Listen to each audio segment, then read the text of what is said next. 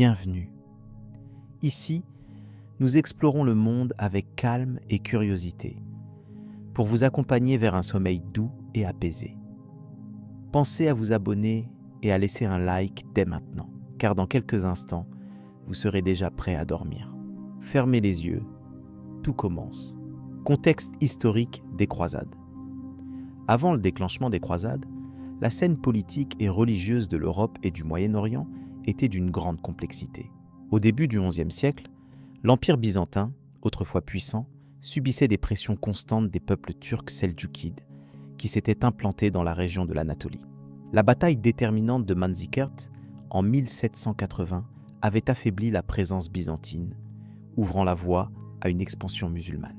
En Occident, le paysage politique était morcelé en plusieurs royaumes et principautés souvent en proie à des luttes de pouvoir. L'Église catholique romaine cherchait à renforcer son influence spirituelle et temporelle, notamment sous le pontificat du pape Urbain II à la fin du XIe siècle. Cette période était marquée par une intensification du sentiment religieux parmi les populations chrétiennes, favorisant la volonté de défendre ce qu'elles considéraient comme des terres saintes. Le facteur religieux jouait un rôle capital dans la genèse des croisades. La ville de Jérusalem, au cœur des trois religions monothéistes, était sous contrôle musulman depuis plusieurs siècles. Cependant, le pèlerinage chrétien, source importante de dévotion, devenait progressivement plus difficile à accomplir en raison des conflits et des restrictions imposées par les autorités locales. Ce contexte alimentait un sentiment d'urgence chez les chrétiens d'Occident. Les appels à la paix en Europe, en particulier le mouvement de paix de Dieu, cherchaient à limiter la violence entre seigneurs chrétiens. Dans ce cadre, la guerre contre des ennemis extérieurs apparut comme un moyen légitime de canaliser l'agressivité des nobles. En ce sens, la proclamation par Urbain II à Clermont en 1495 fut profondément stratégique. Elle encourageait les chevaliers à partir en guerre sainte pour libérer la Terre sainte du contrôle musulman. Sur le plan géopolitique, les divisions au sein du monde musulman jouèrent un rôle important. Les États seldjoukides ne formaient pas une entité unifiée, mais plusieurs principautés en compétition. Ce morcellement affaiblissait leur capacité à se défendre collectivement contre une incursion extérieure majeure. Par ailleurs, le commerce reliant l'Orient et l'Occident connaissait une vitalité croissante, mais il était affecté par cette instabilité. Il convient aussi de mentionner la montée du pouvoir des ordres religieux militaires comme les Templiers et les Hospitaliers, qui jouèrent un rôle distinct dans les croisades. Ces ordres incarnaient l'alliance particulière entre la foi chrétienne et la guerre, consacrant des ressources ainsi que des hommes à la défense des intérêts chrétiens en Orient. Leur origine est née dans ce contexte de mobilisation intense. L'idée de croisade s'est aussi nourrie de mythes et de symboles puissants, tels que la notion de pèlerinage guerrier.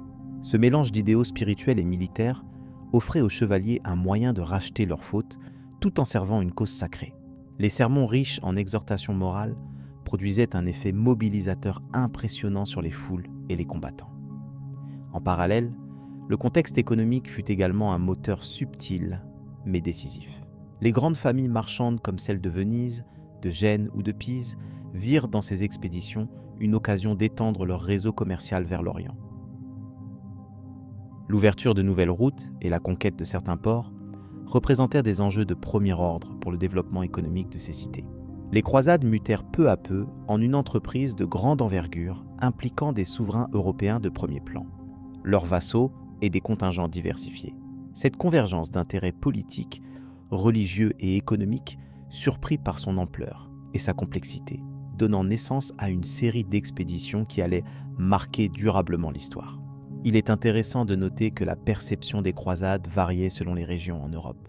Dans certains territoires, elles furent vues comme une occasion de promouvoir la paix intérieure, tandis que dans d'autres, elles représentaient une chance d'avancer des ambitions territoriales. Ce double aspect reflète la nature hybride de ces entreprises. Par ailleurs, le contexte du Moyen-Orient à cette époque était influencé par la présence de différents groupes ethniques et religieux, incluant aussi bien des chrétiens orientaux que des communautés juives. Chacun de ces groupes vivait avec ses propres traditions et relations avec les pouvoirs dominants, ce qui complexifiait les dynamiques en présence. L'histoire des croisades s'inscrit dans un cadre plus large de confrontation entre civilisations, où le dialogue, mais aussi le conflit, furent constants. Ces événements eurent des conséquences durables sur la culture, la politique et les relations internationales pendant plusieurs siècles, façonnant la mémoire collective et les représentations. Enfin, l'émergence des croisades ne peut être totalement isolée de la montée de la spiritualité personnelle et communautaire qui caractérisa le Moyen-Âge. La croyance dans la protection divine durant les combats, l'espoir de salut pour les combattants morts en croisade, étaient des motivations profondes qui insufflaient énergie et détermination à ceux qui prenaient la croix. De cette complexité naquit donc un phénomène historique unique, les grandes croisades. Elles apparaissent non seulement comme des campagnes militaires, mais aussi comme des expressions d'un contexte religieux, politique et social en mutation constante. Cette toile de fond nous permet de mieux comprendre les enjeux et les conséquences de ces expéditions. Ainsi s'achève cette introduction aux circonstances qui ont conduit à l'élan des croisades. Le récit poursuivra maintenant avec une analyse des premières campagnes elles-mêmes, où les interactions entre diverses forces en présence établiront les bases d'une histoire aussi riche que mouvante. Premiers appels à la croisade. Les premiers appels à la croisade émergent dans un contexte complexe, marqué par des tensions religieuses, politiques et sociales. Au XIe siècle, l'Europe occidentale subit des transformations profondes, tant sur le plan territorial que spirituel. La papauté, sous l'autorité du pape Urbain II, entreprend de renforcer sa position face aux puissances laïques et cherche à canaliser l'énergie belliqueuse des chevaliers vers un but jugé sacré. En cela, l'idée d'une expédition militaire en Terre Sainte, destinée à reprendre Jérusalem aux mains des musulmans, se profile comme une solution à la fois religieuse et politique. Le contexte historique est déterminant. La péninsule ibérique connaît des conflits millénaires entre chrétiens et musulmans. De plus, l'Empire byzantin, malgré sa puissance apparente, fait face à des incursions turques en Anatolie, déstabilisant la frontière orientale du monde chrétien. À la suite d'une demande d'aide formulée par l'empereur byzantin Alexis Ier, le pape Urbain II voit s'ouvrir une opportunité. Ce dernier convoque un concile à Clermont en 1495 pour exposer la situation et lancer un appel vibrant. Lors de son discours, le pape évoque la souffrance des chrétiens d'Orient et l'indispensable devoir de secours. Il insiste également sur la promesse d'indulgence plénière accordée aux combattants. Concept novateur qui lie la guerre à la rédemption des péchés. Cette approche morale transforme la guerre sainte en un pèlerinage armé, motivant ainsi un large éventail de la population. Les chevaliers perçoivent une occasion d'exercer leur art. Les paysans sentent l'espoir d'une vie meilleure, tandis que les seigneurs voient la possibilité d'acquérir des terres. La réaction des divers groupes sociaux est hétérogène, mais généralement positive. Le clergé local soutient l'appel, convaincu que la libération de Jérusalem est une mission divine. Les nobles, quant à eux, sont hésitants au début, conscients des risques mais attirés par les gains potentiels et la gloire.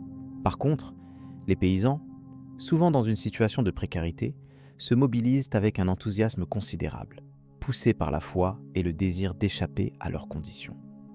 Le rôle joué par la papauté est central, mais également pragmatique. Urbain II cherche à consolider l'autorité de l'Église en unissant la chrétienté occidentale autour d'un projet commun.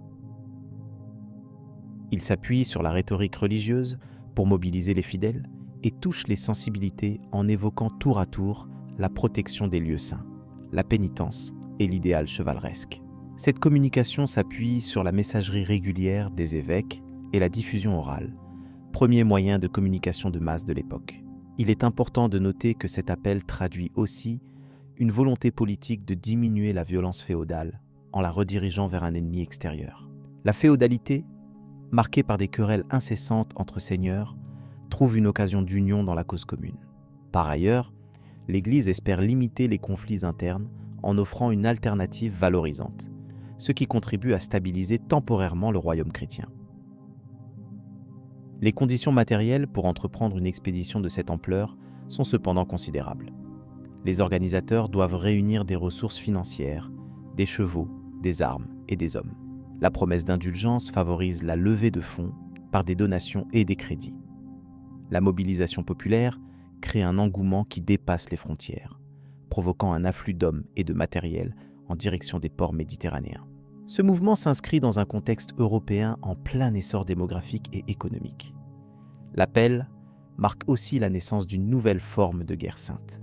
Jusqu'alors marginale, la notion de croisade devient un outil de légitimation des conflits. Les croisés s'engagent sous serment dans une cause sacrée, avec l'assurance de récompenses spirituelles. Cette transformation participe à la construction d'une identité chrétienne collective centrée sur le combat contre l'islam. Elle interagit avec les croyances populaires, les pèlerinages et les pratiques religieuses du temps. De multiples facteurs contribuent donc à la genèse des premières croisades. La conjonction d'un contexte géopolitique tendu, d'une dynamique religieuse renouvelée et d'une organisation efficiente menée par la papauté crée les conditions propices à ces expéditions. Les premiers volontaires partent souvent avec un mélange d'idéaux religieux, de motivations personnelles et de contraintes sociales, donnant naissance à un phénomène sans précédent en Europe médiévale. En Europe occidentale, cet appel transforme les populations. Les domaines ruraux connaissent un départ massif de jeunes hommes susceptibles de combattre. Les femmes, les enfants et les personnes âgées restent souvent seuls, ce qui a un impact profond sur l'organisation sociale. La figure du croisé devient un modèle, incarnant à la fois la piété, le courage et la noblesse. Cette nouvelle figure inspire les chroniques et les récits qui commencent à la circuler dans les siècles suivants. Le rôle du clergé paroissial dans la diffusion du message est central. Les prêtres prennent soin d'expliquer aux fidèles l'importance morale et spirituelle de la croisade, accompagnant ainsi la mobilisation. Par ailleurs, les autorités civiles dans certaines régions soutiennent activement le mouvement, voyant dans la croisade une occasion d'élargir leur influence. Ce soutien croissant traduit une alliance entre le temporel et le spirituel autour de ce projet. Les critiques ne sont pas absentes. Certains membres de la société expriment des réserves, mettant en avant la violence et les risques encourus. Des voix isolées questionnent également la légitimité du recours à la guerre sous couvert de religion. Toutefois, ces opinions restent minoritaires face à l'ampleur de l'engouement populaire et politique suscité par l'appel du pape. La propagande autour de la croisade utilise des images puissantes et des symboles évocateurs. La croix, portée sur les vêtements des combattants, devient l'emblème de leur mission. Ce signe visuel favorise la cohésion parmi les croisés et renforce leur sentiment d'appartenance à une communauté d'élus. La symbolique chrétienne est omniprésente dans l'idéologie guerrière qui se développe à cette époque. Les récits des pèlerinages en Terre Sainte, antérieurs aux croisades, jouent également un rôle important. Ils entretiennent un imaginaire collectif, fondé sur la dévotion et le sacrifice. Ces histoires alimentent les attentes quant aux expériences spirituelles que pourrait offrir la croisade. L'idée d'un déplacement vers les lieux saints, combinée à la justification militaire, crée un double ressort moral et pragmatique. Il faut aussi mentionner que la croisade revêt une dimension économique. La conquête des territoires orientaux ouvre des perspectives commerciales alléchant pour les marchands européens. Les routes vers l'Orient sont jalonnées de richesses et le contrôle de ces zones devient un enjeu que les seigneurs et royaumes commencent à mesurer. Cette dynamique contribue à consolider l'intérêt des pouvoirs temporaux envers la croisade. La juxtaposition des sphères religieuses, politiques et économiques donne aux premiers appels à la croisade une portée multidimensionnelle. Cette complexité se reflète dans la nature même des réponses apportées par les différents acteurs historiques. L'appel est à la fois une déclaration de foi, un acte politique et une promesse d'avenir matériel.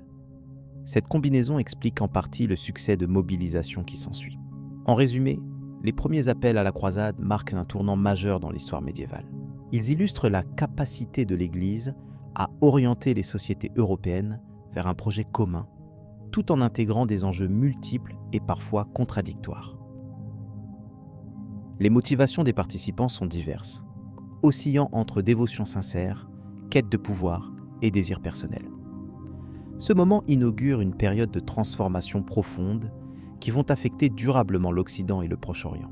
Ce récit permet de comprendre comment des facteurs religieux, politiques et sociaux s'entrelacent pour déclencher une série d'événements qui dépasseront largement leur origine. La mobilisation générale autour de l'appel à la croisade inaugure une époque où la guerre sainte, mêlée aux ambitions séculières, redessine les contours du monde chrétien. La suite de cette histoire nous conduira à examiner le déroulement même de la première expédition et les premiers pas des croisés vers la Terre Sainte. La première croisade et ses résultats. La première croisade, lancée à la fin du XIe siècle, représente un tournant majeur dans l'histoire médiévale de l'Europe et du Moyen-Orient. Cette expédition armée, initiée en grande partie par l'appel du pape Urbain II lors du concile de Clermont en 1195, avait pour but principal de reprendre Jérusalem et les lieux saints du contrôle musulman. Cet appel passionné visait à mobiliser des chevaliers, nobles et pèlerins pour une entreprise considérée comme sacrée, un pèlerinage armé sanctionné par l'Église, promettant des indulgences à ses participants. L'organisation de la première croisade fut remarquable par la diversité des acteurs qui y prirent part. Non seulement des nobles expérimentés comme Godefroy de Bouillon participeront, mais également un grand nombre de chevaliers moins fortunés, ainsi que de simples paysans attirés par la promesse d'aventures spirituelles et matérielles. Ces groupes disparates, souvent mal préparés, devaient affronter des terrains inconnus, des climats rigoureux et des forces militaires bien organisées. L'ampleur et la durée de cette expédition illustrent aussi la complexité logistique et diplomatique d'une telle entreprise au Moyen Âge. Par la suite, la progression de la croisade traversa plusieurs régions clés. Les croisés franchirent des territoires autonomes ou sous contrôle seldjoukide, allant de l'Anatolie jusqu'en Syrie, en passant par des villes fortifiées stratégiques telles que Nicée et Antioche. Les sièges furent des épreuves d'endurance et de stratégie. Nicée, assiégée en 1161, fut reprise grâce à une coordination entre les différents contingents et l'aide bienvenue des Byzantins, bien que les relations entre croisés et impériaux furent souvent tendues. Le siège d'Antioche en 1162 fut l'un des moments clés de la croisade. Après plusieurs mois, la ville tomba grâce à des manœuvres militaires et des négociations internes. La prise d'Antioche permit d'établir une base avancée importante sur la route vers Jérusalem, tout en accentuant la fragmentation des forces turques dans la région. Cependant, cette victoire suscita aussi des conflits internes, notamment quant à la répartition des territoires conquis parmi les commandants croisés, révélant des tensions politiques profondes au sein de l'expédition. L'arrivée devant Jérusalem en 1170 fut l'aboutissement de cette longue campagne. Le siège final dura plusieurs semaines et mobilisa toutes les ressources disponibles. La ville, dont les murailles avaient été renforcées sous les Fatimides, résistait avec acharnement. La prise de Jérusalem par les croisés, marquée par une ferveur religieuse intense, se solda par une victoire décisive, mais aussi par des épisodes sanglants, notamment contre les populations musulmanes et juives. Ces événements illustrent le caractère complexe et parfois brutal de cette reconquête. La création du royaume latin de Jérusalem fut l'une des conséquences politiques majeures de la première croisade. Godefroy de Bouillon, élu premier souverain mais refusant le titre de roi, prit le nom d'Avoué du Saint-Sépulcre, un choix symbolique qui reflète la nature religieuse de cette nouvelle entité politico-militaire. Ce royaume, bien que fragile, représenta un prolongement de l'Europe chrétienne dans un environnement oriental souvent hostile. La fondation d'autres États latins, tels que le comté d'Édesse et le comté de Tripoli, prolongea cette présence occidentale dans la région. Les institutions mises en place furent en partie inspirées des modèles féodaux européens adaptés aux particularités locales. La coexistence avec les populations autochtones, majoritairement musulmanes, ainsi qu'avec les communautés chrétiennes orientales, nécessitait un équilibre délicat. Certains accords commerciaux et politiques furent établis avec les élites locales afin de garantir une certaine stabilité. Cependant, ces États latins restèrent constamment menacés par les puissances musulmanes voisines, qui ne tardèrent pas à organiser des contre-attaques pour reconquérir les territoires perdus. La première croisade a profondément marqué l'histoire médiévale, non seulement par ses résultats territoriaux, mais également par ses conséquences culturelles et religieuses. Elle a inspiré une vague de dévotion et a modifié les rapports entre chrétiens d'Orient et d'Occident. Ce contact forcé a favorisé un échange limité mais significatif de connaissances, allant de la médecine aux techniques militaires. Par ailleurs, les croisades sont devenues au fil du temps un élément central dans la mémoire collective européenne, souvent idéalisé ou contesté selon les époques. Malgré son succès initial, le royaume latin de Jérusalem et les autres établissements croisés durèrent plusieurs décennies, mais leur survie dépendait de la continuité des renforts venus d'Europe et des alliances politiques. Les défis militaires, les dissensions internes et la difficulté de maintenir une administration efficace dans un contexte étranger posèrent des obstacles constants. Ces événements préparèrent le terrain pour les croisades ultérieures, qui tentèrent de consolider ou de regagner les territoires perdus dans les siècles suivants. Ainsi, la première croisade constitue une page complexe de l'histoire, à la fois récit d'une conquête lointaine et épisode fondateur d'une présence durable de l'Occident en Terre Sainte. Son étude révèle les interactions entre foi, politique et guerre, ainsi que les ambitions d'une époque où la chrétienté cherchait à étendre son influence au-delà de ses frontières traditionnelles. La poursuite des croisades et leurs répercussions continueront d'influencer durablement les relations entre différentes civilisations. Ce récit introductif sur la première croisade ouvre la voie vers l'analyse des conflits et évolutions qui suivirent, notamment les croisades suivantes et les transformations des royaumes latins en Terre Sainte, où dynamique interne et pression externe se croisèrent pour façonner cette période tumultueuse de l'histoire. Organisation et logistique des expéditions. Les grandes expéditions des croisades reposaient sur une organisation complexe et une logistique ambitieuse, indispensable pour mener à bien ces vastes entreprises militaires à travers des territoires inconnus et souvent hostiles. Dès leur préparation, les croisés devaient coordonner non seulement les forces armées, mais aussi les fournitures nécessaires à un long périple, ce qui impliquait des échanges constants entre différentes autorités religieuses, seigneuriales et parfois même civiles. L'autorité centrale, souvent incarnée par un pape ou un souverain, désignait des chefs capables d'organiser à la fois les contingents et les ressources indispensables, tout en maintenant la discipline. Chaque croisade commençait par un appel spirituel, qui se traduisait rapidement en un flot de volontaires de divers horizons. Le recrutement ne se faisait pas de façon uniforme, certains groupes étant plus organisés que d'autres. Cette diversité imposait de créer des structures souples, car les effectifs variaient souvent au cours du voyage. Sur place, le commandement devait adapter ses décisions aux conditions locales, en tenant compte des alliances avec les États latins d'Orient et de la résistance des forces musulmanes. Le transport des troupes était une opération logistique colossale. Les milliers de soldats, chevaliers et pèlerins devaient traverser la Méditerranée, souvent par voie maritime, dans des conditions difficiles et incertaines. Les flottes croisées comprenaient des navires de diverses tailles et provenances, capables d'embarquer à la fois hommes et matériel. Les tempêtes, les maladies et les attaques ennemies rendaient ce périple dangereux. Il était aussi crucial de veiller à l'approvisionnement en nourriture et en eau, car une pénurie pouvait rapidement anéantir l'efficacité d'une troupe. Après l'arrivée en Terre Sainte, la gestion des ressources prenait une dimension supplémentaire. Les croisés débarquaient dans une région aux infrastructures limitées, parfois en ruine en raison des conflits précédents. Les vivres, le matériel militaire et le bétail devaient être stockés avec soin. De vastes camps s'installaient et leur entretien exigeait un travail constant. Les marchands et les caravanes venaient parfois renforcer cette économie fragile, mais leur sécurité dépendait étroitement du contrôle des territoires conquis. Les longues marches via les routes terrestres étaient souvent un défi majeur. En effet, les paysages variés, des montagnes escarpées aux déserts arides, mettaient à rude épreuve les forces des croisés. L'état des chemins, souvent rudimentaire, compliquait le déplacement des chevaux, des charrettes et des instruments de siège. Ces itinéraires étaient régulièrement exposés aux embuscades.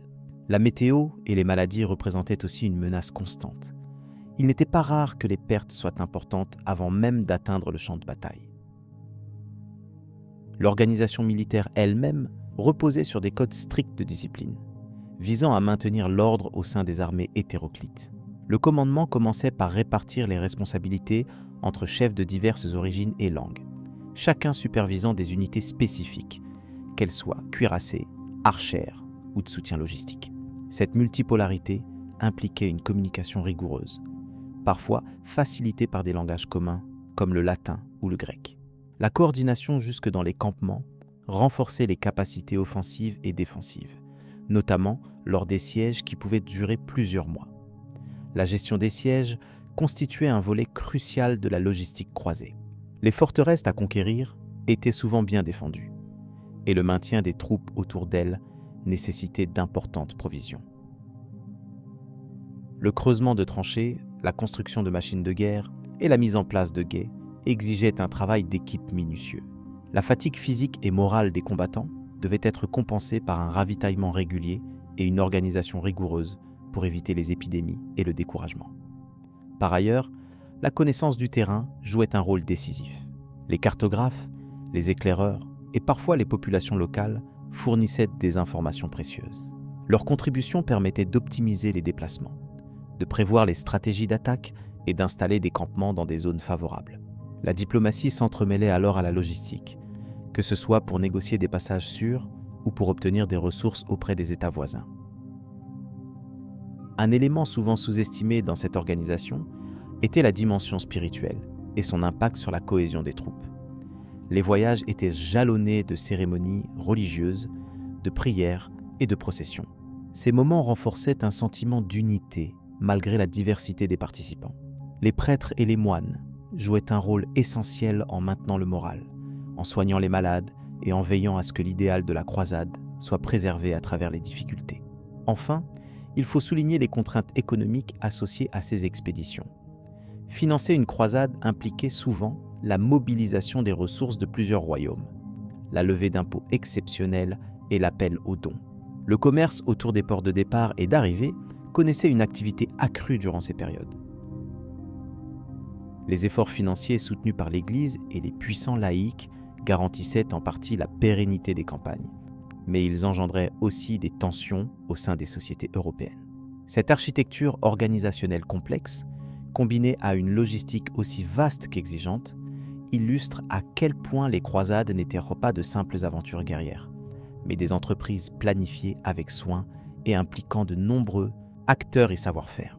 Ce constat permet de mieux comprendre les défis auxquels étaient confrontés ceux qui y participaient et d'apprécier la portée de ces événements qui ont marqué durablement l'histoire médiévale.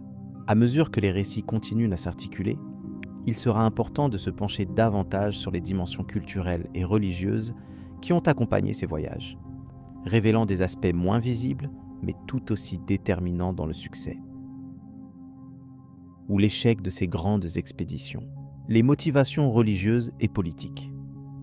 Les croisades, souvent évoquées dans l'imaginaire collectif comme des expéditions guerrières lointaines, s'inscrivent dans un contexte complexe où se mêlent des motivations à la fois religieuses et politiques.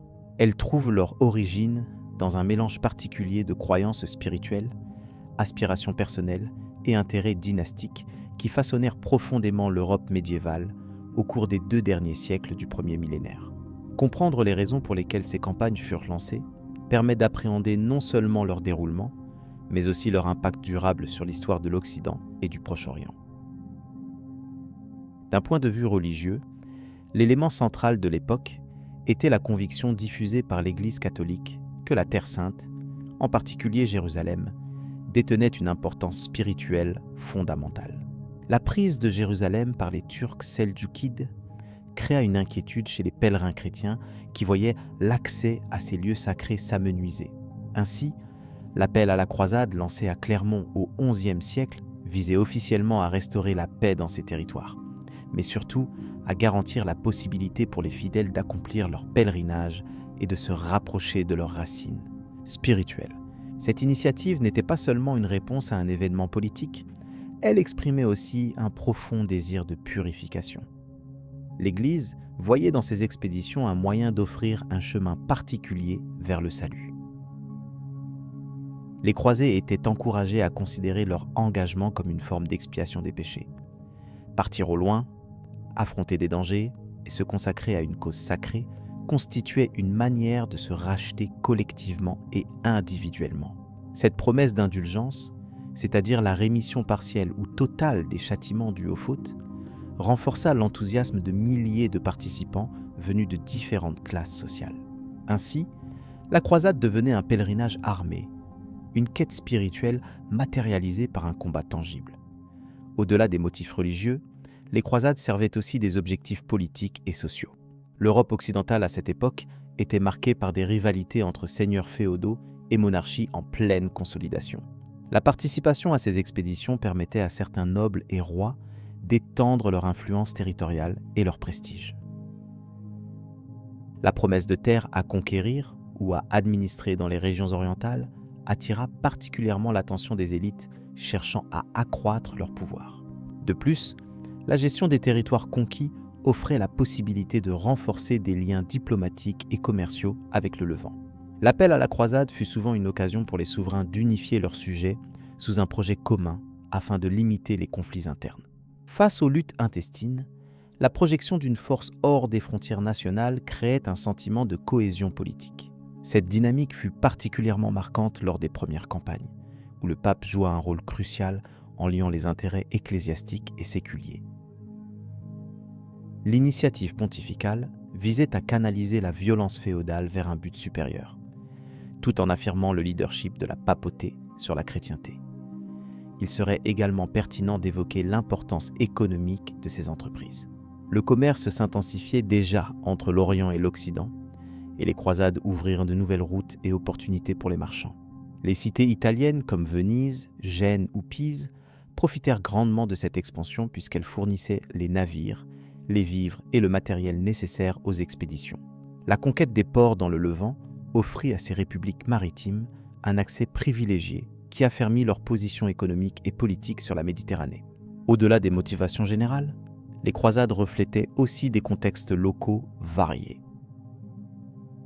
Certains chevaliers y voyaient un moyen de résoudre des conflits de succession, d'acquérir une reconnaissance sociale ou de s'extraire d'une situation défavorable dans leur fief. Pour le clergé, en revanche, l'intention première restait l'instauration d'une paix chrétienne et la lutte contre l'expansion d'autres religions. Cette cohabitation d'intérêts divers laissait parfois place à des tensions internes, mais renforçait aussi l'intensité et la portée des campagnes. Il est essentiel de prendre en compte l'impact des mythes et des légendes qui entourèrent ces événements. La figure du chevalier croisé fut rapidement associée à celle du défenseur de la foi et du modèle de vertu chevaleresque. Cette image servit à justifier l'aventure et à séduire de nouveaux volontaires en quête d'un idéal. La narration consacrée par les chroniqueurs médiévaux contribua à enrober ces expéditions de sens moral et sacré, édifiant une mémoire qui resterait vivante pendant des siècles. Enfin, les croisades suscitèrent un véritable échange culturel entre Occident et Orient. Si le conflit fut intense et souvent brutal, ces contacts multiplièrent la diffusion des connaissances, des techniques et des arts. Cette interaction, indirectement liée aux motivations initiales, permit une évolution notable dans plusieurs domaines, notamment dans les sciences, la médecine et la philosophie. Ainsi, malgré les motivations guerrières, ces campagnes furent aussi un vecteur d'enrichissement réciproque à long terme. En résumé, les croisades incarnent une période où le religieux et le politique s'entremêlent étroitement, où le désir de foi véritable se conjugue avec la recherche de pouvoir et d'influence. La juxtaposition de ces raisons explique la complexité de ces événements historiques majeurs qui continuent de fasciner. Cette compréhension des motivations ouvre la voie à une analyse plus approfondie des moments décisifs des campagnes elles-mêmes et de leurs conséquences durables pour l'ensemble du bassin méditerranéen. Ainsi, alors que l'organisation et la mobilisation des forces en direction de Jérusalem se déploient progressivement, la prochaine étape de notre exploration s'intéressera à la description précise des conditions de départ et au déroulement des premières grandes expéditions. Impact des croisades sur les relations entre chrétiens et musulmans. Les croisades, événements majeurs qui ont marqué le Moyen-Âge, ont profondément influencé les relations entre chrétiens et musulmans. En analysant ces expéditions militaires, il est essentiel d'examiner non seulement les conflits qui ont éclaté, mais aussi les échanges culturels qui ont émergé au fil du temps. Ces interactions complexes ont façonné une histoire marquée par la confrontation, mais aussi par une certaine forme de dialogue entre deux mondes différents. Les premières croisades sont nées au XIIIe siècle, lorsque le pape Urbain II a lancé un appel aux chrétiens d'Occident pour reprendre Jérusalem, alors sous domination musulmane. Ce mouvement religieux et politique a déclenché une série de campagnes où des milliers de soldats et pèlerins ont traversé de grandes distances. Les conflits furent intenses et parfois brutaux, avec de nombreuses batailles pour le contrôle des territoires. Cependant, au-delà des combats, ces croisades ont favorisé un contact inédit entre cultures chrétiennes et musulmanes. Ces échanges ont permis une circulation des idées, des techniques et des connaissances qui ont contribué à transformer les sociétés des deux côtés. Par exemple, les Européens ont découvert les sciences arabes, la médecine, ainsi que des pratiques agricoles plus avancées que celles alors pratiquées en Occident. L'impact des croisades ne s'est pas limité aux aspects militaires ou économiques.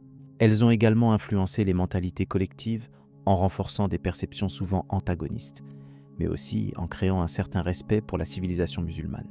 Il est important de noter que cette période a engendré des récits, parfois mystifiés, qui ont traversé les générations et teinté la mémoire historique.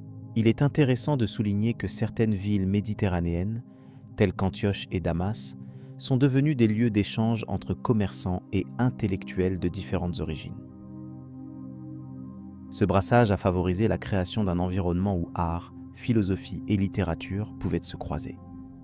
Ainsi, malgré la violence des affrontements, une rencontre des cultures s'instaurait durablement. Le phénomène des ordres militaires, comme les Templiers et les Hospitaliers, témoigne aussi de la complexité de ces interactions. Ces groupes mêlaient à la fois des objectifs religieux et militaires, tout en participant à l'administration de territoires multiculturels. Leur présence a contribué à maintenir une forme de coexistence fonctionnelle dans certains contextes. À travers l'étude des croisades, il apparaît que la frontière entre affrontement et dialogue n'était jamais figée. Les périodes de guerre ont souvent été suivies de phases où la coopération et la compréhension prenaient le dessus, marquant un équilibre fragile mais réel. Cette dualité reflète la nature humaine dans son ensemble, confrontée à la diversité et à la différence. L'échange d'objets de luxe comme les textiles, les épices et les manuscrits entre l'Orient musulman et l'Occident chrétien témoignent d'un commerce actif stimulé par ces campagnes. Ce commerce n'a pas seulement enrichi économiquement les régions, mais a aussi encouragé un apprentissage mutuel des savoir-faire artistiques et technologiques. La traduction d'ouvrages scientifiques arabes en latin, opérée principalement à Tolède et à Palerme, a permis un essor des connaissances en Europe. Les idées d'astronomie, de médecine et de philosophie introduites par ces textes ont préparé le terrain pour la Renaissance, soulignant l'héritage culturel des croisades au-delà des affrontements militaires. D'un point de vue religieux, les croisades ont consolidé une identité chrétienne en opposition à ce que l'on percevait comme une autre foi. Toutefois, cette opposition a parfois été nuancée par un approfondissement de la compréhension des croyances islamiques, même si des préjugés subsistaient. Cette dynamique complexe a influencé les discours religieux pendant des siècles. Enfin, les vestiges architecturaux des croisades, comme les fortifications et les églises construites en Terre Sainte, témoignent encore aujourd'hui de cette époque de rencontres et de conflits. Ces monuments symbolisent à la fois la volonté de conquête et le respect des traditions locales, illustrant ainsi la richesse d'une histoire faite de contrastes. Cet aperçu historique souligne ainsi comment les croisades ont façonné les rapports entre chrétiens et musulmans, mêlant conflits violents et échanges féconds. Cette période reste une source d'études précieuses pour comprendre les fondements des interactions entre ces deux mondes. En poursuivant l'analyse de cette époque, il sera pertinent d'examiner les conséquences à long terme de ces croisades sur les sociétés européennes et moyen-orientales, ainsi que leurs influences sur les relations contemporaines. Ces réflexions permettront de mieux saisir les héritages laissés par ces événements dans notre monde actuel. Les croisades secondaires et leur évolution, le pape Eugène III joue un rôle crucial en appelant à cette deuxième campagne militaire, s'appuyant sur le sermon de Saint Bernard de Clairvaux, qui encourage les chevaliers et les seigneurs à reprendre la lutte. Cependant, cette croisade est caractérisée par une absence de coordination efficace entre les Européens, notamment entre les forces françaises et allemandes. Le résultat est une série de défaites coûteuses, culminant par l'échec devant Damas, ce qui affaiblit durablement la position chrétienne dans la région. Dans le contexte de cette période, on observe une modification sensible des stratégies militaires et des alliances. Alors que la première croisade s'était appuyée sur un élan religieux profondément ressenti par ses participants, les croisades secondaires entament un glissement vers des intérêts plus territoriaux et politiques. Les monarques européens commencent à voir ces expéditions comme un moyen d'affirmer leur pouvoir et d'étendre leur influence, ce qui modifie la nature même des campagnes. La troisième croisade, souvent associée aux figures emblématiques de Richard Cœur de Lion, Philippe Auguste et Frédéric Barberousse, intervient après la chute de Jérusalem en 1187.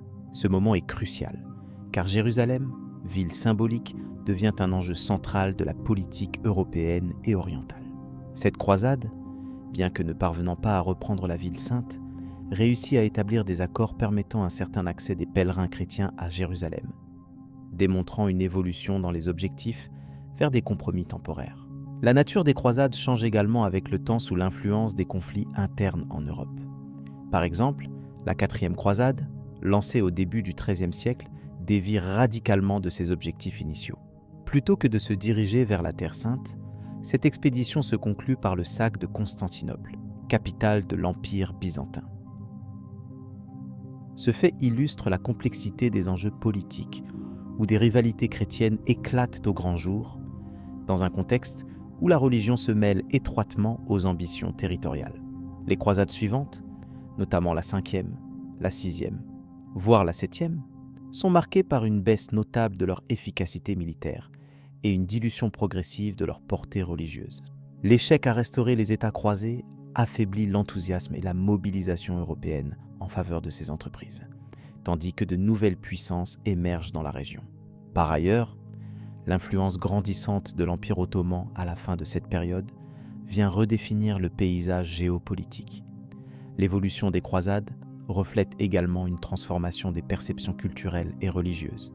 Au début, la croisade est surtout perçue comme un pèlerinage armé, une expiation des péchés. Plus tard, elle prend une dimension plus politique et même économique, certains participants espérant améliorer leur position sociale ou acquérir des richesses. Cette évolution s'accompagne d'un durcissement des relations entre les différentes confessions, consolidant des antagonismes qui perdureront au-delà de la période des croisades.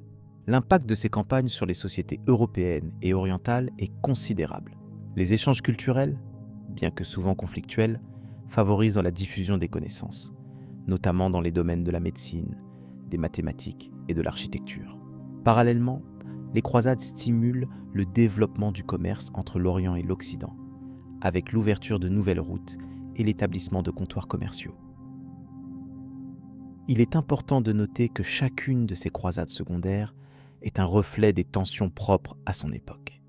La complexité des alliances et des rivalités politiques ne cesse de croître. Alors que la première croisade avait bénéficié d'une forte impulsion religieuse et populaire, les suivantes souffrent souvent de divisions internes, de dissensions entre les chefs militaires et d'un affaiblissement de la volonté commune, ce qui explique en partie leur échec répété. L'évolution des tactiques militaires durant ces campagnes témoigne d'une adaptation aux conditions locales. Les Européens découvrent les difficultés du terrain, le rôle primordial de la cavalerie rapide, mais aussi l'importance des fortifications. La construction de châteaux et de forteresses devient un élément clé pour maintenir une présence durable dans des territoires souvent hostiles et isolés. Les croisades secondaires ne se limitent pas à la Terre Sainte. Des expéditions similaires ont lieu dans d'autres régions, notamment dans la péninsule ibérique avec la Reconquista. Ces campagnes visent à reprendre des terres occupées par les musulmans et s'inscrivent dans une dynamique parallèle, renforçant le cadre d'une guerre idéologique et religieuse qui s'étend sur plusieurs siècles. Le rôle de l'Église demeure central tout au long de cette période, même si son influence varie en fonction des contextes politiques.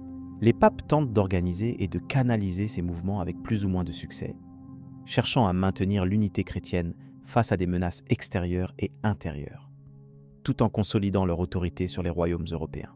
Enfin, l'héritage des croisades secondaires dépasse largement le cadre militaire. Elles contribuent à forger des identités collectives, à structurer la société médiévale et à modeler les relations entre l'Orient et l'Occident. Malgré les échecs répétés, ces expéditions illustrent la permanence d'un idéal, celui de la défense de la foi, mêlé à des réalités plus prosaïques comme les luttes de pouvoir et les calculs politiques. Ce parcours historique ouvre la voie à une réflexion sur les croisades ultérieures, où apparaîtront de nouvelles dynamiques et d'autres enjeux, amorçant une transition vers une époque où les rapports entre les mondes européens et proche-oriental prendront des formes encore différentes. La compréhension de cette évolution est essentielle pour saisir la complexité du Moyen-Âge et l'influence durable de ces événements sur notre monde contemporain. Le rôle des ordres militaires. Les premiers ordres militaires sont apparus au début du XIIe siècle avec la fondation des Templiers et de l'ordre des Hospitaliers. Leur objectif initial était d'assurer la protection des pèlerins sur la route vers Jérusalem, menacés par les bandits et les forces locales hostiles. Rapidement, leur rôle s'est élargi à la défense des États latins d'Orient, tout en bâtissant un réseau d'établissements couvrant l'Europe et le Moyen-Orient. L'ordre des Templiers, fondé en l'année 1119, s'est distingué par son organisation militaire exceptionnelle et son dévouement total à la cause.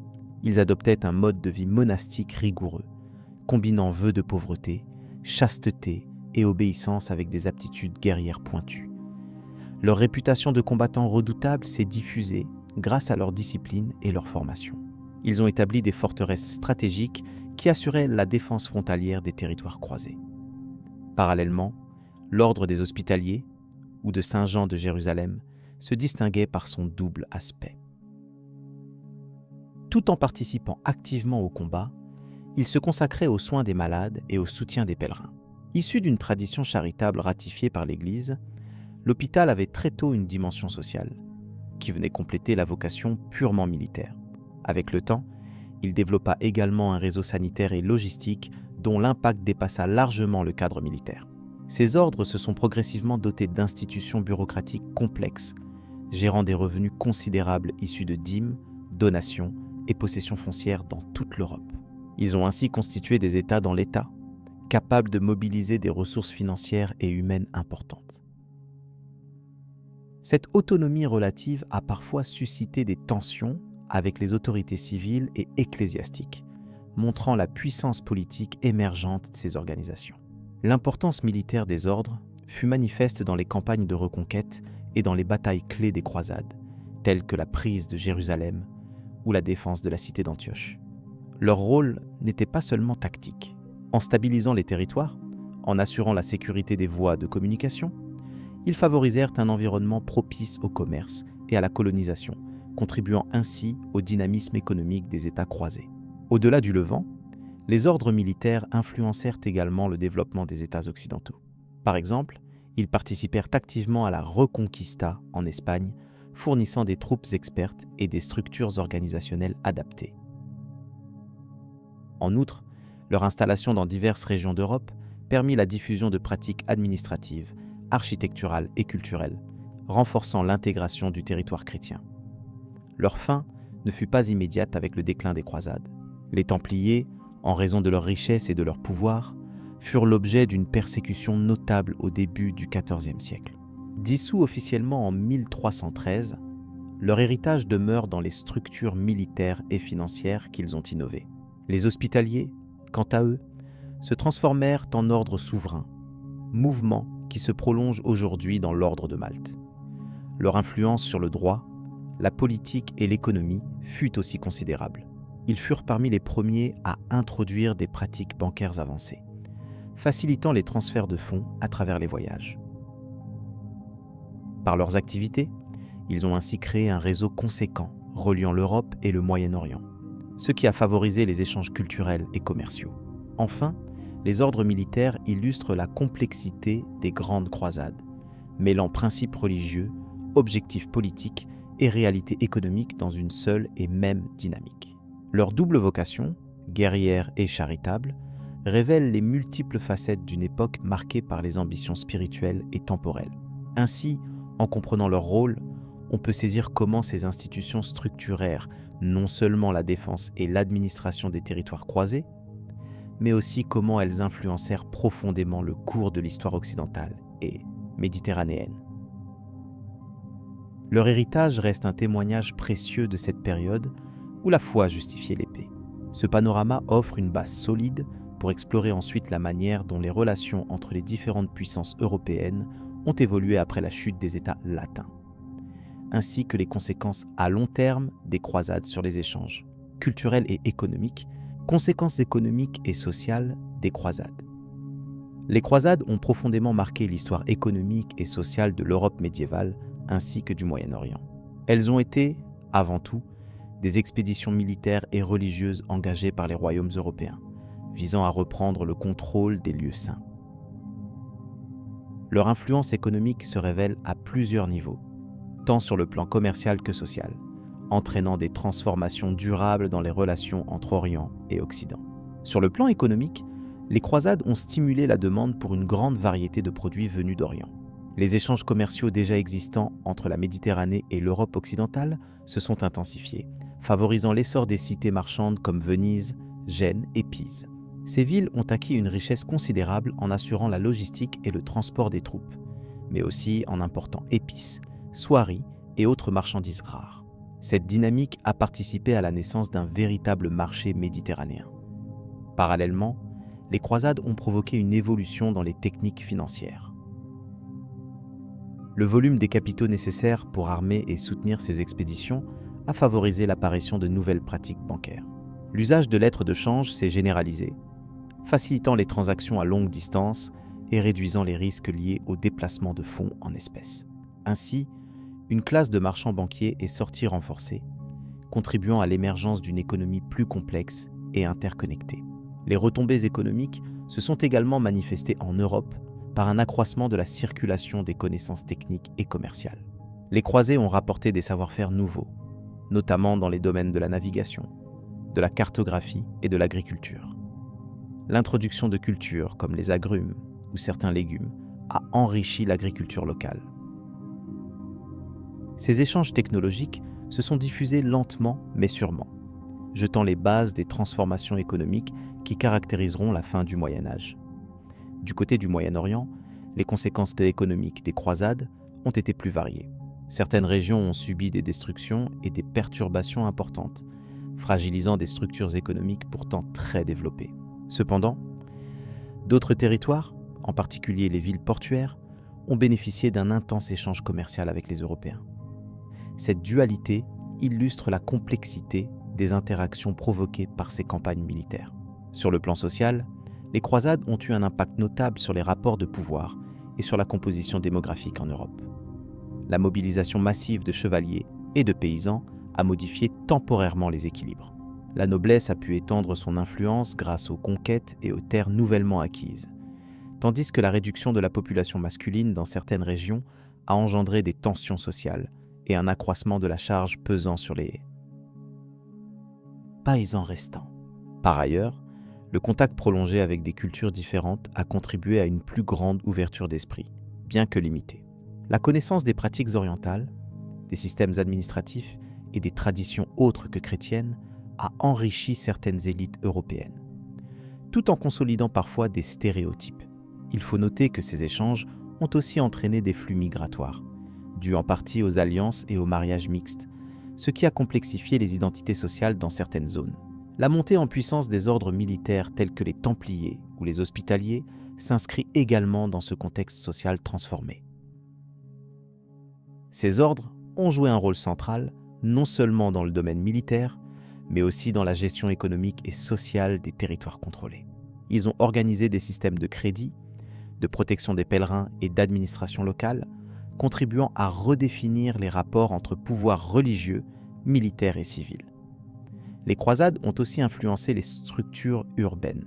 La création de nouvelles cités fortifiées dans les terres conquises a introduit des modèles architecturaux et organisationnels qui ont eu des répercussions au-delà de ces territoires. En Europe, la croissance des villes a été accélérée par le développement du commerce lié à ces expéditions, favorisant l'émergence d'une bourgeoisie urbaine capable de peser dans les affaires politiques et économiques.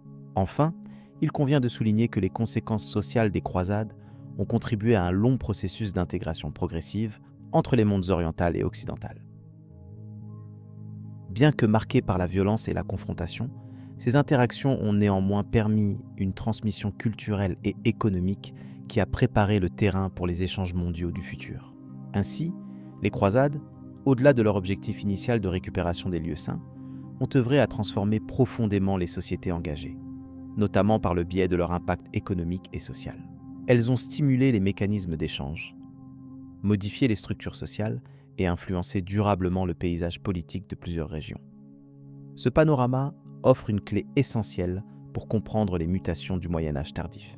Avec cette compréhension des effets économiques et sociaux des croisades, il devient possible d'aborder plus sereinement l'étude de leurs répercussions culturelles, toujours perceptibles bien après la fin des expéditions militaires elles-mêmes. les liens créés entre hommes et régions perdurent et se complexifient progressivement. Mythes et réalité des croisades. Les croisades sont souvent perçues à travers un prisme fait de mythes persistants qui ont façonné l'imaginaire collectif bien au-delà de leur époque. Ce récit cherchera à éclaircir la réalité historique de ces expéditions, en distinguant les faits des idées reçues. Le terme même de croisade évoque l'engagement religieux, militaire et politique d'une période où l'Europe cherchait à étendre son influence vers l'Orient, souvent présenté comme un bloc monolithique opposé à l'Occident. Pourtant, cette vision simplifiée demande à être nuancée. D'abord, il convient de situer ces événements dans leur cadre temporel. Les grandes croisades s'étalent du XIe au XIIIe siècle, bien que les retentissements de ces expéditions se fassent sentir bien après. Il est commun de croire que les croisades furent exclusivement des entreprises militaires impulsées par l'Église catholique. En réalité, si la papauté joua un rôle central en les proclamant et en mobilisant les fonds et les hommes, il ne faut pas oublier l'engagement actif de rois, de seigneurs et de simples pèlerins. Ces participants avaient des motivations variées, qui allèrent de la foi sincère à la recherche de richesses ou de terres. Il est également important de noter que toutes les croisades ne furent pas des succès militaires immédiats, et plusieurs furent marquées par des périodes de faiblesse, de trêve ou de défaite. Les récits populaires tendent à magnifier les victoires, occultant les revers et les complexités diplomatiques. Un autre mythe fréquemment répandu est celui d'une opposition radicale et exclusive entre chrétiens et musulmans. Si le cadre religieux fut effectivement un facteur majeur, les alliances et conflits étaient souvent plus complexes. Par exemple, certaines principautés chrétiennes en Orient conclurent des ententes avec des puissances musulmanes, tandis que dans le monde latino-européen, les relations avec les Juifs, les Byzantins et d'autres groupes furent souvent conflictuelles. Cette réalité dépasse largement la simple dichotomie de la croisade en tant que guerre sainte contre l'infidèle. Les interactions entre peuples furent parfois marquées par le commerce, la culture partagée et des influences de croisés. L'image d'un Occident uni sous la bannière des croix est également à relativiser. Les rivalités internes entre seigneurs européens affaiblirent souvent la capacité d'action collective et ralentirent l'avancée des expéditions. Des tensions dynastiques, ainsi que des conflits d'intérêts politiques, minèrent parfois l'unité affichée par les chefs de croisade. Ces divisions furent déterminantes pour la gestion des territoires conquis et pour l'effort de reconquête qui s'éternisa plus d'un siècle. Les croisades ne furent donc pas uniquement un moment d'héroïsme national ou religieux, mais aussi un théâtre de politique médiévale complexe. Par ailleurs, l'impact culturel et économique des croisades mérite d'être considéré avec attention. Alors que beaucoup imaginent les croisades comme de simples guerres, elles furent aussi des vecteurs d'échanges culturels significatifs. La circulation des idées, des marchandises et des savoirs entre l'Europe et le Proche-Orient contribua à l'enrichissement mutuel. Par exemple, la redécouverte d'ouvrages scientifiques et philosophiques transmis par le monde arabe eut une influence notable sur la renaissance intellectuelle européenne des siècles suivants. Ces interactions dépassent le cadre strictement militaire et montrent une autre facette des croisades, peu mise en avant dans les récits populaires. Il est aussi important de rappeler que la notion de croisade évolua au fil du temps. Si les premières croisades s'orientaient principalement vers la reprise de Jérusalem, les entreprises ultérieures ciblèrent d'autres objectifs. Certaines croisades furent dirigées contre des groupes considérés hétérodoxes ou contre des forces internes à l'Europe, comme lors des croisades contre les Albigeois ou d'autres mouvements dissidents. Cette diversification dans l'usage du terme et dans les causes soutenues montre que le phénomène des croisades ne se limite pas à une unique logique guerrière ou religieuse. Enfin, une autre idée reçue concerne l'hypothèse d'une violence systématique et aveugle envers les populations non chrétiennes. Si des épisodes tragiques, tels que les massacres pendant la prise de Jérusalem, restent gravés dans l'histoire, il faut replacer ces actes dans le contexte d'une époque où la guerre était brutale pour toutes les parties. De plus, les administrations croisées mirent en place des structures visant à assurer la coexistence parfois précaire avec des communautés locales de différentes confessions.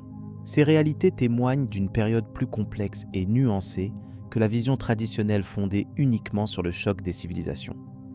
Cette réflexion autour des mythes et réalités des croisades invite ainsi à dépasser les simplifications. Comprendre véritablement cette période exige de prendre en compte les multiples acteurs, leurs objectifs variés, ainsi que les dynamiques politiques et culturelles qui en résultèrent. Cette approche permet de mieux saisir l'importance historique des croisades, non seulement comme moment de conflit, mais aussi comme période de transformation durable dans les relations entre l'Orient et l'Occident. Ce regard posé sur le passé prépare à envisager la suite de cette histoire, où les répercussions des croisades continuèrent de se faire sentir dans les siècles suivants. Héritage culturel et historique des croisades. Les croisades, qui ont débuté à la fin du XIe siècle, marquent une période complexe où la dynamique entre l'Orient et l'Occident a profondément influencé l'histoire. Ces expéditions armées, initialement motivées par des raisons religieuses, engendrèrent des échanges culturels considérables qui se sont manifestés bien au-delà des champs de bataille.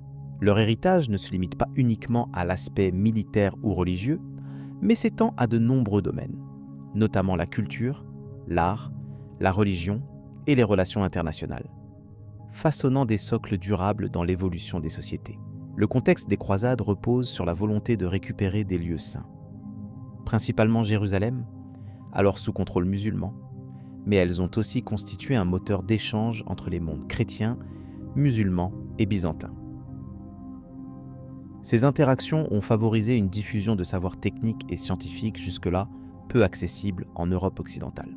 Par exemple, la redécouverte d'œuvres antiques, traduites notamment en arabe, a permis de stimuler la pensée européenne et son développement intellectuel. Ces transferts de connaissances ont notamment concerné la médecine, les mathématiques et la philosophie. Sur le plan artistique, les croisades ont encouragé l'inspiration de nouveaux styles architecturaux et artistiques, puisque les croisés ont été confrontés à l'architecture islamique et orientale. Les fortifications, les châteaux et les cathédrales construits dans l'Europe médiévale intègrent certains éléments venus du Proche-Orient, comme les arcs en ogive et certaines ornementations plus complexes. Cette rencontre des esthétiques a enrichi le vocabulaire visuel européen, contribuant à la naissance de l'art gothique. Ce style, alliant robustesse et élévation vers la lumière, est visible dans des édifices majeurs, symbole des aspirations spirituelles de l'époque.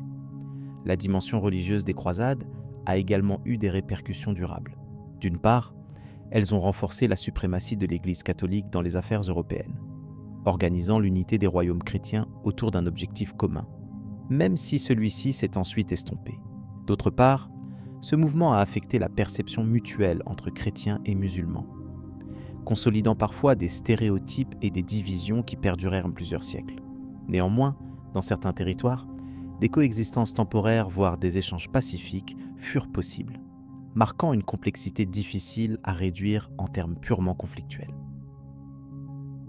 En matière de relations internationales, la période des croisades a révélé l'importance croissante des alliances et des rivalités entre différentes puissances. Les royaumes européens ont dû s'organiser politiquement et économiquement pour soutenir ces expéditions, entraînant des mutations au sein des structures féodales. De plus, les échanges commerciaux se sont intensifiés, notamment avec les cités italiennes telles que Venise et Gênes, qui établirent des réseaux avantageux avec le Levant. Ce développement des routes commerciales a favorisé la circulation non seulement des marchandises, mais aussi des idées et des cultures. Une conséquence indirecte mais significative des croisades fut l'émergence d'un sentiment d'identité européenne, basé en partie sur la distinction avec l'autre, représentée par les musulmans. Cette construction identitaire, bien que complexe et ambivalente, a participé à la formation d'une conscience collective qui influença de nombreuses sociétés occidentales dans les siècles suivants. Par ailleurs, l'expérience militaire et administrative acquise lors des croisades a modifié les pratiques gouvernementales dans plusieurs royaumes, contribuant au renforcement des institutions étatiques. Il est également important de noter que l'héritage des croisades dépasse le strict cadre européen. En Orient, les croisades ont laissé des traces dans la mémoire collective, dans la littérature et dans les traditions orales. Elles sont souvent perçues comme des épisodes de conflit, mais aussi comme des périodes d'échange et d'exposition à des influences culturelles diverses. Cette perception multiple illustre la richesse et la complexité de cette période historique, qui ne saurait se réduire à un simple antagonisme religieux ou militaire. Le domaine des sciences a également bénéficié indirectement des croisades, grâce à la transmission de manuscrits et d'ouvrages auparavant peu connus en Occident. Par la médiation des savants arabes et byzantins, les Européens ont eu accès à des savoirs anciens, comme ceux d'Aristote, d'Hippocrate ou de Galien, qui furent traduits et commentés. Ces apports ont nourri la pensée occidentale, préparant le terrain pour la renaissance scientifique et philosophique plusieurs siècles plus tard. Ainsi, les croisades peuvent être perçues comme un pont culturel entre des mondes jusque-là relativement séparés. Sur le plan économique, la nécessité de financer les expéditions a conduit à de nouvelles formes d'organisation financière, y compris des emprunts et la création de réseaux bancaires plus structurés. Ces innovations ont en partie préparé les transformations économiques européennes du Moyen Âge tardif. Le commerce, intensifié par l'ouverture vers l'Est, permit une diffusion plus large de biens précieux, de textiles et de produits exotiques, enrichissant les économies locales et forgeant des liens durables entre différentes régions. En outre, l'impact des croisades se manifeste aussi dans le domaine juridique. Certaines règles codifiées lors de cet épisode, comme les statuts des ordres militaires, ont inspiré par la suite des pratiques en matière de droit international et de chevalerie. Ces institutions, créées pour gérer les territoires conquis et organiser les défenseurs, combinèrent mode de vie religieux et fonctions militaires. Leur rôle dans l'histoire dépasse largement celui d'acteurs ponctuels, car ils participèrent à la structuration des rapports de pouvoir et à la diffusion de valeurs spécifiques. La mémoire collective des croisades a par ailleurs influencé la littérature et les arts narratifs au fil des siècles. De nombreux écrits, chansons de gestes et chroniques médiévales racontent les exploits des croisés et la quête spirituelle liée à ces expéditions. Ces œuvres ont contribué à façonner l'imaginaire européen, mêlant faits historiques et légendes, tout en nourrissant parfois des clichés. Cette influence littéraire perdure dans la culture populaire contemporaine, où le thème des croisades continue d'évoquer des images fortes, parfois idéalisées ou simplifiées. Dans le champ des relations interreligieuses, les croisades ont eu des conséquences durables. Elles ont modifié l'attitude des communautés chrétiennes face à l'islam et vice-versa. L'intensité des conflits a accentué une forme de séparation religieuse et culturelle.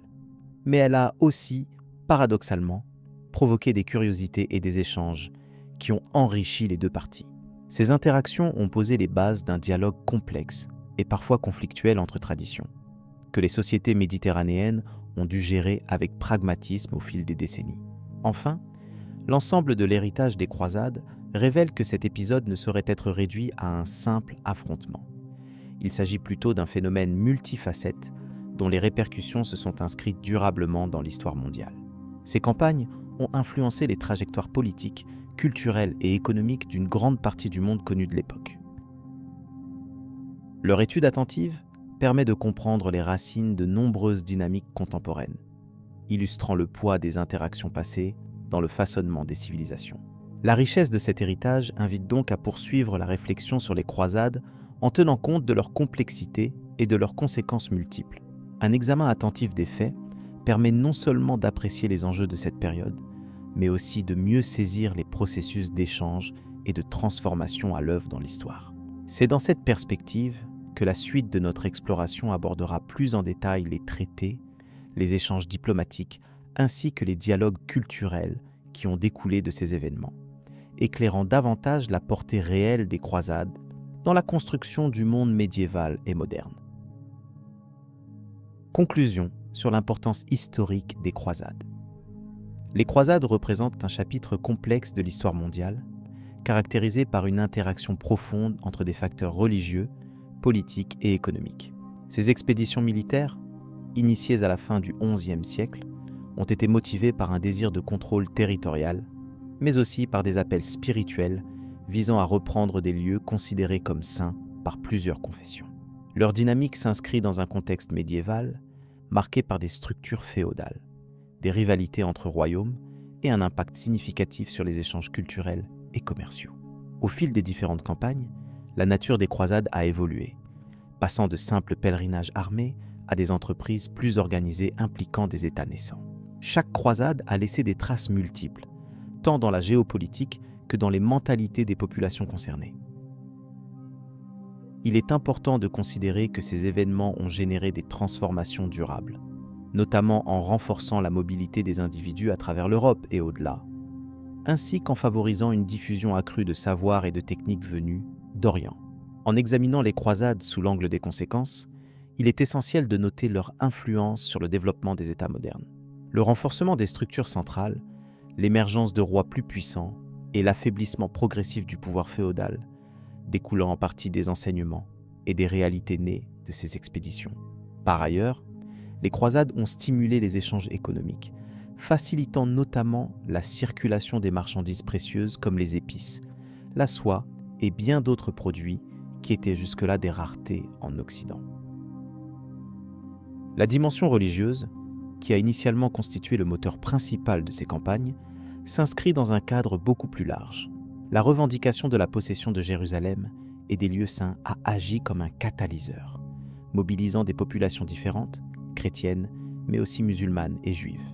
Cette dimension spirituelle a induit des conséquences variées, allant de la coopération temporaire jusqu'aux conflits prolongés qui ont renforcé les divisions culturelles pour plusieurs siècles. Les croisades ont également eu un impact notable sur les relations entre l'Orient et l'Occident. Elles ont incarné à la fois un choc des civilisations et un échange d'idées, traduisant la complexité des interactions humaines dans une période marquée par une perception souvent binaire des cultures. Les savoirs, les sciences, les arts et les techniques ont circulé grâce à ces contacts, suscitant des influences réciproques et préparant en quelque sorte les prémices d'une évolution plus globale des sociétés concernées. Il faut prendre en compte aussi les mythes et les représentations qui se sont développés autour des croisades, souvent idéalisés ou déformés par le recul temporel. Ces récits ont alimenté des visions simplifiées qui occultent la réelle diversité des acteurs, des mouvements et des motivations. Une lecture attentive permet de dépasser ces clichés pour mieux apprécier la complexité des faits historiques et leur inscription dans des contextes spécifiques à chaque époque. En définitive, les croisades ne peuvent être appréhendées seulement comme des guerres religieuses. Elles englobent une vaste palette d'aspects politiques, sociaux, économiques et culturels. Leur influence s'étend bien au-delà des batailles mêmes, structurant des dynamiques régionales et globales. Elles ont participé à façonner des mondes en interaction, souvent conflictuels, mais toujours fertiles en échanges et en transformation. L'étude des croisades invite à reconnaître cette richesse multidimensionnelle tout en conservant une analyse rigoureuse fondée sur les sources disponibles. De nombreuses recherches continuent de nourrir la réflexion, en offrant une compréhension nuancée des événements et de leurs héritages. Elles rappellent la nécessité d'envisager l'histoire comme un champ aux multiples facettes, où s'entrelacent les enjeux humains, culturels et politiques. Ainsi, cette synthèse sur l'importance historique des croisades souligne leur rôle significatif dans l'évolution des sociétés occidentales et orientales. Elles ont accompagné, parfois déclenché, des mutations profondes qui ont marqué durablement la trajectoire du monde. Leur étude demeure une clé pour mieux comprendre les fondements de la civilisation telle qu'elle s'est développée au fil des siècles. La perspective adoptée permet de dépasser les jugements simplistes et de favoriser une approche équilibrée, valorisant autant les effets positifs que les tensions induites. Cela ouvre la voie à une meilleure appréhension de la complexité historique et à une réflexion apaisée sur les interactions entre cultures différentes.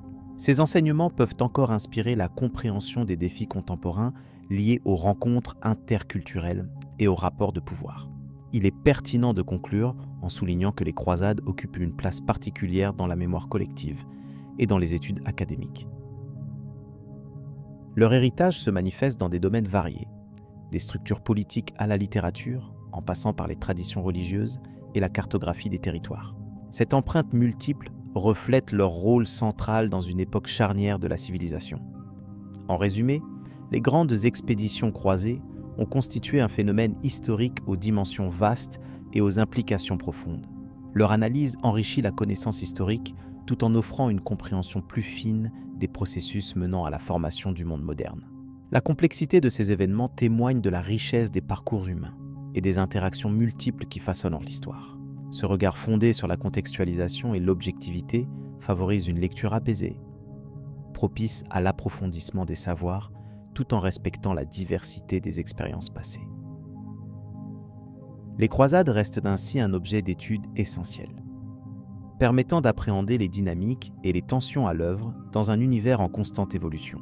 Elles invitent à une réflexion continue qui se poursuivra sans doute dans les recherches futures. Cette approche souligne l'importance de poursuivre le dialogue entre disciplines pour mieux comprendre les croisades dans leur globalité. Histoire, archéologie, philologie et sciences sociales contribuent ensemble à enrichir la vision de ce phénomène. Le fruit de ces travaux nourrit une mémoire collective plus précise et plus informée, essentielle à la transmission du savoir. Pour conclure cette exposition, il est utile de rappeler que les croisades, loin de réduire à une simple série de conflits, représentent un ensemble d'événements qui ont façonné de nombreux aspects de la société médiévale et moderne. Leur étude nourrit une meilleure compréhension des héritages culturels, des évolutions politiques et des échanges humains, au-delà des récits souvent simplistes. Ce parcours dans l'histoire des croisades ouvre ainsi la porte à une continuité d'analyse, qui se déploiera dans les chapitres suivants. Il invite à poursuivre l'exploration des influences multiples exercées par ces événements sur le monde qui a suivi, en gardant toujours à l'esprit leur nature complexe et plurielle.